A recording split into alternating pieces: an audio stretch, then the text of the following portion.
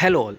વાણિજ્ય વ્યવસ્થા અને સંચાલન વિષયમાં ચેપ્ટર નંબર 4 વ્યવસ્થા તંત્રની આપણે ચર્ચા કરી રહ્યા હતા. હું છું વિશાલ સુથાર અને શરૂ કરીએ આજનો આપણો આ વિડીયો. આ પહેલાં આપણે એ જોઈ લઈએ કે ગયા વિડીયોની અંદર આપણે શું શીખ્યા. તો ગયા વિડીયોમાં આપણે ચર્ચા કરી હતી વ્યવસ્થા તંત્રની વ્યાખ્યા અને એના લક્ષણો વિશે. વિદ્યાર્થી મિત્રો, વ્યવસ્થા તંત્રની વ્યાખ્યા એકદમ સરળ છે.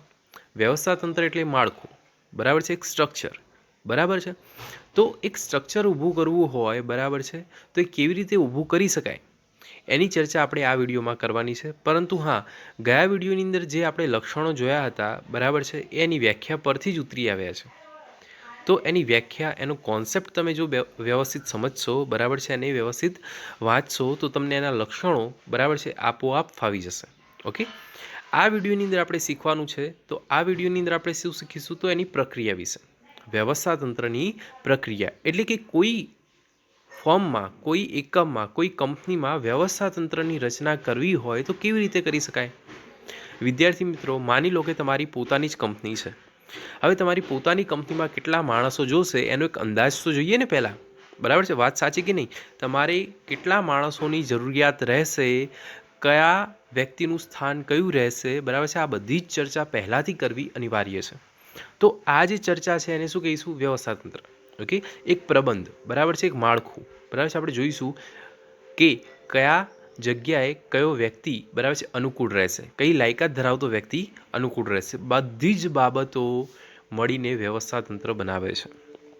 ઓકે, હજી આપણે રિક્રુટમેન્ટ કરી નથી, ભરતી કરી નથી, માત્ર ખાના નક્કી કર્યા છે કે આ વ્યક્તિ આ જગ્યાએ અહીંયા, બરાબર છે, રહેશે. ઓકે, તો એ આખું વ્યવસ્થા તંત્ર છે. તો એ વ્યવસ્થા તંત્ર આપણે કેવી રીતે બનાવીશું? તો એની પ્રક્રિયા એટલે કે વ્યવસ્થા તંત્રની પ્રક્રિયા. અને વિદ્યાર્થી મિત્રો, વ્યવસ્થા તંત્રની પ્રક્રિયા મોસ્ટ ઇમ્પોર્ટન્ટ ક્વેશ્ચન છે તમારા બોર્ડની એક્ઝામ માટે. તો ધ્યાનપૂર્વક એને સાંભળજો, બરાબર છે, અને એને 3-4 વાર જોજો. ઓકે, તો આપણે જોઈએ તો એના જે પણ પ્રક્રિયાના મુદ્દા છે એમાં પહેલું છે હેતુઓની સ્પષ્ટતા, બીજું છે કાર્યોની યાદી, ત્રીજું છે કાર્યોનું વિભાગીકરણ, પછી છે વિભાગીય હોદ્દા અને લાયકાત નક્કી કરવી, સત્તા અને ફરજોની સોંપણી કરવાની, ત્યારબાદ આંતરસંબંધોની સ્થાપના, અને છેલ્લે અને 7મો મુદ્દો જે છે એ છે વ્યવસ્થા તંત્રનો નકશો તૈયાર કરવો. વિદ્યાર્થી મિત્રો, કોઈ પણ એકમમાં એક માળખું રચવું હોય, વ્યવસ્થા તંત્રનું માળખું રચવું હોય તો પહેલાં તમારા હેતુઓ સ્પષ્ટ કરવા પડે કે તમે કયા હેતુથી કામ કરો છો. એ હેતુઓ સ્પષ્ટ થયા પછી એ હેતુઓને સંલગ્ન જે પણ કાર્યો હશે એ કાર્યોની યાદી બનાવીશું.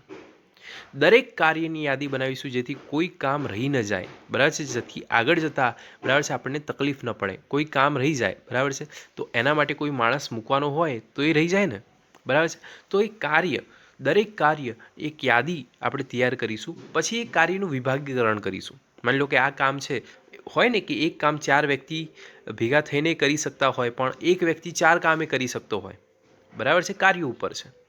તો એ અલગ અલગ કાર્યોને આપણે અલગ અલગ વિભાગમાં, બરાબર છે, વર્ગીકૃત કરશું, બરાબર છે. પછી એ વિભાગ પ્રમાણે એક હોદ્દો અને એક લાયકાત નક્કી કરીશું. મેનેજર, માની લો કે વેચાણ વિભાગ છે તો વેચાણ વિભાગ, કાર્યોનું વિભાગીકરણ કર્યું ને, વેચાણ વિભાગ, ખરીદ વિભાગ, બરાબર છે, કારખાના વિભાગ, હિસાબી વિભાગ, બરાબર છે. તો આ બધા અલગ અલગ વિભાગ કાર્યોને આધારે આપણે પાડીશું. અને પછી જે તે વિભાગને આધારે એક વિભાગીય હોદ્દો અને લાયકાત નક્કી કરીશું. દરેક વિભાગનો એક હોદ્દો હશે અને એક લાયકાત ધરાવતો વ્યક્તિ ત્યાં હશે. એ વ્યક્તિ પોતાના વિભાગનું કામ વ્યવસ્થિત સંભાળી શકે એટલા માટે એ વ્યક્તિને સત્તા અને ફરજોની સોંપણી કરવાની ફરજ પડશે, બરાબર છે. તો સત્તા અને ફરજોની એની સોંપણી કરીશું. સત્તા અને ફરજોની સોંપણી કર્યા પછી એના નીચે, એના તાબા નીચે કેટલા વ્યક્તિઓ કામ કરે છે, બરાબર છે, એના ઉપરી અધિકારી કેટલા છે, આ બધી ચર્ચા, બરાબર છે, આપણે કરીશું. જેનાથી એને ખ્યાલ આવે કે તેના ઉપરી કોણ છે, એના તાબા નીચે કોણ છે. તો આનાથી શું થયું? તો આંતરસંબંધોની સ્થાપના થઈ. અને આંતરસંબંધોની સ્થાપના થયા પછી આખો એક નકશો તૈયાર કરીશું વ્યવસ્થા તંત્રનો, જેથી દરેક વ્યક્તિ સમજી શકે કે મારું સ્થાન આ એકમમાં કઈ જગ્યાએ છે, બરાબર છે, હું કોના તાબામાં છું, બરાબર છે, મારા તાબામાં કોણ છે, બરાબર છે, હું કોને જવાબદાર છું, કોણ મને જવાબદાર છે. તો દરેક બાબત ક્લિયર થાય એટલા માટે વ્યવસ્થા તંત્રનો નકશો તૈયાર કરવો ખૂબ જ જરૂરી છે. તો વિદ્યાર્થી મિત્રો, એકદમ સરળ આની પ્રક્રિયા છે. પણ હા, પ્રક્રિયા એટલે ક્રમસર જ લખાય, બરાબર છે. તો પહેલી હેતુઓની સ્પષ્ટતા જ આવે, ઓકે, ત્રીજો અને ચોથો મુદ્દો પછી ઉપર નીચે કરી શકાય નહીં. બરાબર છે. તમે સ્ટોરીની જેમ એને સમજશો, વાંચશો તો તમને વધારે સરળ રહેશે. બરાબર છે. આપણે એક પછી એક જોઈશું. આ વિડીયોની અંદર માત્ર આપણે 1, 2 અને 3 મુદ્દાઓની જ ચર્ચા કરીશું. બાકીના જે 4 મુદ્દાઓ છે, 4થી લઈને 7, એ આપણે નેક્સ્ટ વિડીયોમાં જોઈશું. ઓકે, ધીરે ધીરે સમજવાનું છે. મોસ્ટ ટાઈમ્પી ક્વેશ્ચન છે. ઓકે, તો શરૂ કરીએ. આ પહેલાં આપણે એ જોઈ લઈએ કે એક મહાન જે વિદ્વાન જે છે, બરાબર છે, મહાન વ્યક્તિ જે છે, એ વ્યવસ્થાતંત્ર વિશે શું કહે છે. વ્યવસ્થાતંત્રની રચના એક વૈજ્ઞાનિક પ્રક્રિયા છે. અયોગ્ય રીતે રચાયેલું વ્યવસ્થાતંત્ર લાંબો સમય ટકી શકે નહીં. એવી જ રીતે રચાયેલા વ્યવસ્થાતંત્રની સાથે એકમ એટલે કે કંપની પણ ધીરે ધીરે નાશ પામે છે, એવું પીટર એફ ડ્રકર જણાવે છે. વિદ્યાર્થી મિત્રો, પીટર એફ ડ્રકરના આ વાક્યથી જ તમને વ્યવસ્થાતંત્રની ગંભીરતાનો ખ્યાલ આવી જવો જોઈએ. શું કહે છે? અયોગ્ય રીતે જો રચાયેલું જો વ્યવસ્થાતંત્ર હોય, જો યોગ્ય રીતે જો તમે વ્યવસ્થાતંત્ર ન રચ્યું તો એ વ્યવસ્થાતંત્ર લાંબો સમય ટકી શકે નહીં અને ધીરે ધીરે તમારી જે કંપની છે એ પણ નાશ પામે. બરાબર છે. તમારી જે કંપની છે ધીરે ધીરે લોસમાં જતી જાય અને પછી એ કંપની જે છે એ બંધ કરવાનો વારો આવે.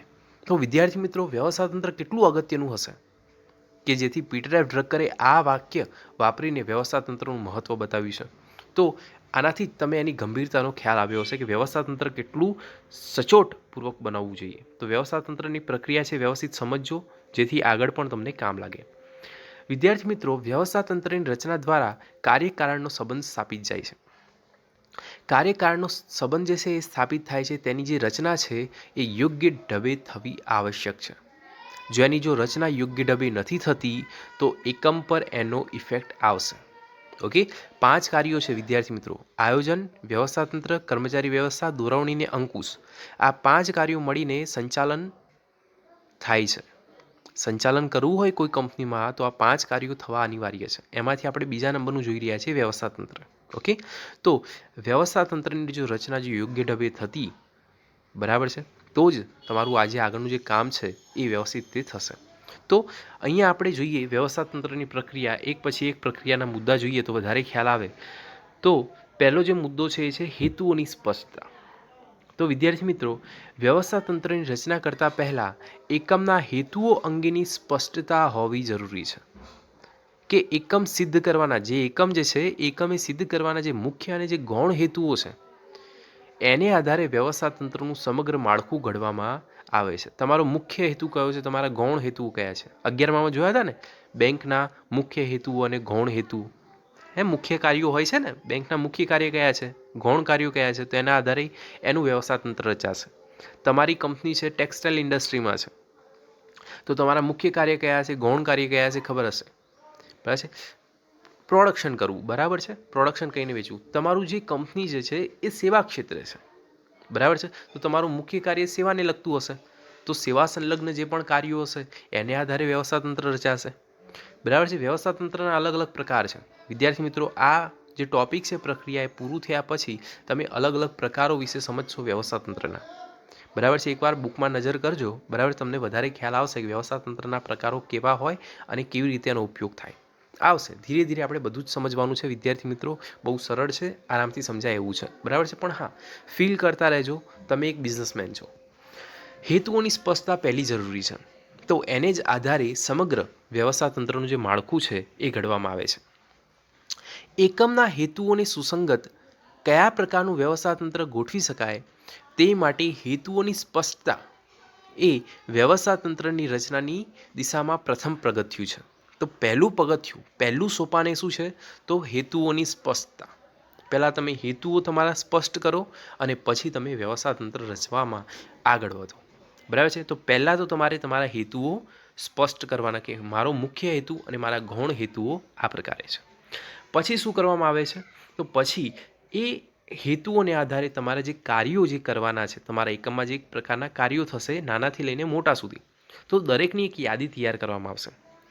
એકમના હેતુઓની અંગેની સ્પષ્ટતા કર્યા બાદ નક્કી કરાયેલા હેતુઓ સિદ્ધ કરવા માટે, એટલે કે તમારા જે હેતુઓ છે એને પાર પાડવા માટે, બરાબર છે, એને હાંસલ કરવા માટે, એને સિદ્ધ કરવા માટે વ્યવસ્થાતંત્રીય માળખા દ્વારા કયા કયા કાર્ય કરવા પડશે તેની એક યાદી તૈયાર કરવામાં આવે છે.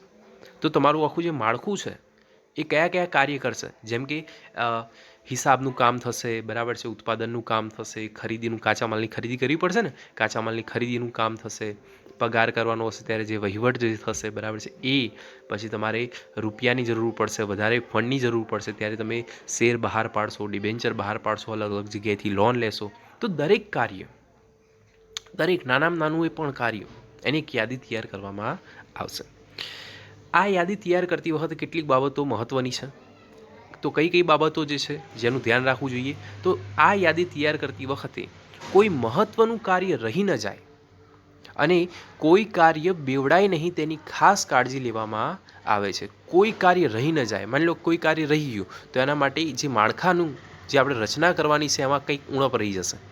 તો કોઈ કાર્ય રહી જાય નહીં, કોઈ કાર્ય બેવડાય નહીં એની ખાસ કાળજી લેવામાં આવે છે. કોઈ કાર્ય 2 વાર થઈ જાય તો આપણે એના માટે પછી ડબલ મહેનત કરી દઈએ અથવા તો ડબલ જે બંદોબસ્ત છે એ કરી દઈએ. તો આ ધ્યાન રાખવાનું, કોઈ કાર્ય ડબલ ન થઈ જાય અથવા તો કોઈ કાર્ય જે છે એ રહી ન જાય. કોઈના મનમાં પ્રશ્ન હોય તો કોઈ કાર્ય તો બીજી વાર તો થોડી લખી દે, બરાબર છે. એક કાર્ય છે તો એ બીજી વાર લખી દેવાય, ના લખાય તો ભૂલથી ન લખાય.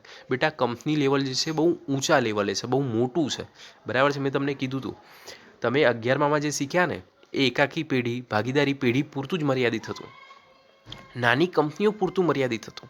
પણ જ્યારે 12થમાં છો ત્યારે મલ્ટીનેશનલ મોટી મોટી જે કંપનીઓ છે, બરાબર છે, કે જેને સંભાળવા માટે 400-500, બરાબર છે, કર્મચારીઓની જરૂર પડે, બરાબર છે. અમુક અમુક એકમ એટલા મોટા છે, બરાબર છે, રિલાયન્સ છે, ટાટા છે, બરાબર, 4-5 હજાર વ્યક્તિઓ જે છે એ સંભાળે છે એક એક ફર્મ, બરાબર છે. આખી ઇન્ડસ્ટ્રીની વાત કરીએ તો 40-50 હજાર કર્મચારીઓ એક સાથે કામ કરતા હોય છે રોજના, બરાબર.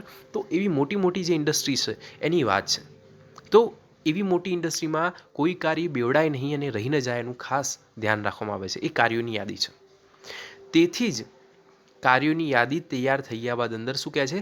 તેથી જ કાર્યોની યાદી તૈયાર થઈ ગયા બાદ તેના પર પૂરતી વિચારણાને આધારે આખરી વિભાજન થવું જોઈએ. વિભાજન એટલે અમુક કાર્ય અમુક કેટેગરીમાં જ મૂકવાના હોય, બરાબર છે. માની લો કે પગાર કરવાનો છે, બરાબર છે, અને પછી બીજું શું, તો હિસાબો રાખવાનો છે. તો આ જે કામ છે હિસાબની, નાના નાના જે કામ હોય, બરાબર છે, કોઈ સ્ટેટમેન્ટ બનાવવાનું છે, બરાબર છે, કોઈ એનાલિસિસ કરવાનું છે, તો આ બધું કામ જે છે એ એક વિભાગ, બરાબર છે, એક ડિપાર્ટમેન્ટને સોંપવામાં આવશે, બરાબર છે, જેનું ડિપાર્ટમેન્ટનું નામ શું રાખીશું? હિસાબી વિભાગ. સમજો છો હું શું કહું છું? બરાબર છે. ખરીદ વિભાગ, ખરીદ વિભાગની અંદર રો મટીરિયલની ખરીદી છે, ફર્નિચરની ખરીદી છે, નાના મોટા કંઈક ઓજારોની જરૂર પડી, સ્ટેશનરી આપણે રેગ્યુલર ખરીદતા હોય છે, પેન, પેન્સિલ, રબર, સંચો જરૂર પડે, વિદ્યાર્થી મિત્રો પેનની જરૂર પડે, બરાબર છે. તો આ બધી જે ખરીદવાની, માની લો કે કોમ્પ્યુટર છે, કોમ્પ્યુટરમાં કોઈ પાર્ટ જે સ્પેર છે બગડ્યો છે તો એ ખરીદવું છે, તો આખું ખરીદ વિભાગ આખો અલગ હશે. તો એને શું કરવાનું? તો ખરીદી જ કરવાની, બરાબર છે. તો બધા જ કાર્યો આપણે, બરાબર છે, એક યાદીમાં લખીશું અને પૂરતી વિચારણા કરીને એને વિભાજિત કરીશું, બરાબર છે. છેલ્લે વિભાજિત કરવાનું છે. તો આના પછીનું કાર્ય છે, બરાબર છે, આ બીજા નંબરનું કાર્ય શું છે? માત્ર કાર્યોની યાદી. પહેલું શું કરવાનું? તો હેતુઓની સ્પષ્ટતા કરવાની. બીજું શું કરવાનું? તો જે હેતુઓ નક્કી કર્યા છે આને આધારે જે કાર્ય કરવાના છે એ કાર્યોની યાદી બનાવવાની છે. ઓકે, સમજાણું? ઇઝી છે. ત્રીજો અને અંતિમ મુદ્દો, બરાબર છે, આ વિડીયો માટે 7 મુદ્દાઓ છે. આપણે 3 જ મુદ્દાઓ જોવાના છે વિદ્યાર્થી મિત્રો. ધીરે ધીરે સમજવાનું છે. મોસ્ટ ઇમ્પોર્ટન્ટ ક્વેશ્ચન છે, મોસ્ટ ઇમ્પોર્ટન્ટ ક્વેશ્ચન છે વિદ્યાર્થી મિત્રો. ઓકે, તો પહેલાં હેતુઓ સ્પષ્ટ કર્યા, એને આધારે એ હેતુઓ પાર પાડવા માટે જે કાર્યો કરવાના છે એ કાર્યોની યાદી બનાવી. એ યાદી પ્રમાણે આપણે અલગ અલગ કાર્યોને અલગ અલગ વિભાગમાં વિભાગીકરણ કરીશું, વિભાજિત કરીશું. ઓકે, જેમ કે મેં હિસાબી વિભાગનું હમણાં ઉદાહરણ આપ્યું ને, એવી જ રીતે જો વિદ્યાર્થી મિત્રો, કાર્યોની યાદી તૈયાર થઈ ગયા બાદ યાદીમાંથી દર્શાવેલ કાર્યોમાંથી, યાદી જે છે એમાં દર્શાવેલ જે કાર્યો છે એમાંથી એકબીજા સાથે સંકળાયેલા જે કાર્યો છે, એકબીજા સાથે સંકળાયેલા જે કાર્યો છે તેમજ એક સમાન જે કાર્યો છે એને એક જૂથમાં મૂકીને કાર્ય કરાવવામાં આવે છે. તો આપણે જે એક સમાન કાર્ય છે, એક જૂથના કાર્યો છે, બરાબર છે, એને એક વિભાગમાં મૂકીશું, એક જૂથમાં મૂકીશું, બરાબર છે. તો એ મૂકીને એ કાર્ય એક સાથે એ વિભાગમાં કરાવવામાં આવશે, તો જેથી આપણને વધારે અનુકૂળતા રહે. ઓકે, કાર્યોને વેચાણ વિભાગ, ખરીદ વિભાગ, હિસાબ વિભાગ, વગેરે વિભાગમાં વિભાજિત કરીને શ્રમ વિભાજન અને વિશિષ્ટીકરણ આપણે અપનાવી શકાય છે. માની લો કે હિસાબી વિભાગ છે, તો હિસાબી વિભાગમાં કયા કયા વ્યક્તિઓ હશે? તો MBA વિથ ફાઇનાન્સ હશે, બરાબર છે. માની લો કે કોઈ વ્યક્તિઓ BCom કર્યું છે, MCom કર્યું છે વિથ એકાઉન્ટ છે, બરાબર છે. તો એ બધા જે ક્વોલિફિકેશનવાળા જે વ્યક્તિઓ છે, ચાર્ટર્ડ એકાઉન્ટન્ટ છે, ICWA છે, બરાબર છે, CFA છે, તો એ બધા જે ક્વોલિફિકેશનવાળા જે વ્યક્તિઓ છે, બરાબર છે, એ હિસાબી વિભાગમાં જશે, બરાબર છે. MBA વિથ માર્કેટિંગ કર્યું છે, MBA વિથ HR કર્યું છે, તો જે ક્વોલિફિકેશન છે એને આધારે ખરીદ વિભાગ, વેચાણ વિભાગ, વહીવટી વિભાગ એમ મૂકવામાં આવશે. સમજો છો હું શું કહું છું? બરાબર છે. તો એને આધારે આપણે રિક્રુટમેન્ટ કરીશું. અત્યારે શું છે, માત્ર ખોખું તૈયાર કરીએ છીએ, વ્યવસ્થા તંત્ર જ તૈયાર કરીએ છીએ, બરાબર છે. એની પ્રક્રિયા આપણે જોઈ રહ્યા છે. પહેલું, હેતુઓની સ્પષ્ટતા કરી. એ હેતુઓ સ્પષ્ટ કર્યા પછી એ હેતુ પ્રમાણે જે કાર્ય કરવાના છે એની યાદી બનાવી. એ યાદીમાંથી જે સરખા કાર્ય છે, એક જૂથના કાર્ય છે, એને એક વિભાગમાં વિભાજિત કર્યા, જેથી આપણે શું કરી શકીએ? શ્રમ વિભાજન અને વિશિષ્ટીકરણ અપનાવી શકીએ. વિભાગીકરણ માટે એકમના સ્વરૂપ અનુસાર, ભૌગોલિક વિસ્તાર અનુસાર, કાર્યાનુસાર વગેરે પ્રમાણે વિભાજન થઈ શકે. કાર્યાનુસાર પણ વિભાજન થઈ શકે. માની લો કે આપણું એકમ છે, એનું સ્વરૂપ આખું અલગ છે, તો એના અનુસાર પણ થઈ શકે. અથવા તો ભૌગોલિક વિસ્તાર અનુસાર પણ વિભાજન થઈ શકે. માની લો કે વેચાણ કરવું છે, તો આપણું વેચાણ આખા દેશભરમાં થાય છે, તો આપણે એક કામ કરી શકીએ, આખા દેશની અંદર વેચવાની જગ્યાએ આપણે 4 અલગ અલગ ઝોનમાં આપણે આપણું જે વેચાણ વિભાગ છે એને વેચી નાખીએ. જેમ કે 4 વિભાગ પાડી દઈએ, ઉત્તર, દક્ષિણ, પૂર્વ, પશ્ચિમ. તો ઉત્તર વિભાગ જે છે એ પોતાની રીતે વેચાણ કરે, રિપોર્ટ આપણા મેઇન ઓફિસમાં આપે, કરી શકે ને? બધું એક સાથે મેઇન ઓફિસ જોવા જાય તો, બરાબર છે. તો એ પોસિબલ છે નહીં. પછી શું કરીશું? આપણે અલગ અલગ જે વિભાગ છે એને જ કામ સોંપી દઈશું. એ વિભાગનું કામ એ જાતે જ જોવે, બરાબર છે. એટલે કામ વ્યવસ્થિત થાય, સચોટતાપૂર્વક થાય, બરાબર છે, અને ભૂલો થવાની શક્યતાઓ જે છે ઓછી થાય. અને કોઈ જગ્યાએ નુકસાન થાય તો એક વિભાગને નુકસાન થાય, આખા કંપનીને, આખા ફોર્મને નુકસાન થાય નહીં, બરાબર છે. તો આ વિભાગીકરણને કારણે અનુકૂળ રહે છે. કાર્યના વિભાગીકરણની અંદર જોઈએ, દાખલા તરીકે સમગ્ર દેશમાં, મેં હમણાં જ કીધું ને, સમગ્ર દેશમાં જો વસ્તુનું વેચાણ કરતા એકમનું વિભાજન કરવું હોય તો પૂર્વ, પશ્ચિમ, ઉત્તર, દક્ષિણ ઝોનમાં તમે વહેંચી શકો છો. તેવી જ રીતે કાર્ય અનુસાર વેચાણ વિભાગમાં વિજ્ઞાપન કરવું, પેકિંગ કાર્ય કરવું, વિતરણ કાર્ય કરવું વગેરે બાબતોને આધારે વિભાગીકરણ કરી શકાય છે. તો આ રીતે અલગ અલગ વિભાગમાં કાર્યોને વહેંચીને કાર્યને સરળ બનાવી શકાય છે. બરાબર. શ્રમ વિભાજન અને વિશિષ્ટીકરણનો લાભ મેળવી શકાય છે. તો વિદ્યાર્થી મિત્રો, આ 3 જ મુદ્દાઓની ચર્ચા આપણે આ વિડીયોમાં કરવાની હતી, બરાબર છે. બાકીના 4 જે મુદ્દાઓ છે એ નેક્સ્ટ વિડીયોમાં આપણે જોઈશું. કયા કયા મુદ્દાઓ જોયા? તો પહેલું, હેતુઓની સ્પષ્ટતા. પછી એ હેતુઓની સ્પષ્ટતા કર્યા બાદ એ હેતુઓને પાર પાડવા માટે આપણે અલગ અલગ કાર્યો કરવા પડશે, તો એ કાર્યોની યાદી બનાવી. એ કાર્યોને આધારે અલગ અલગ વિભાજન કર્યું, બરાબર છે. તો કાર્યોનું વિભાગીકરણ. ઓકે, નેક્સ્ટ વિડીયોમાં આપણે મળીશું નેક્સ્ટ મુદ્દાઓ સાથે. ઓકે.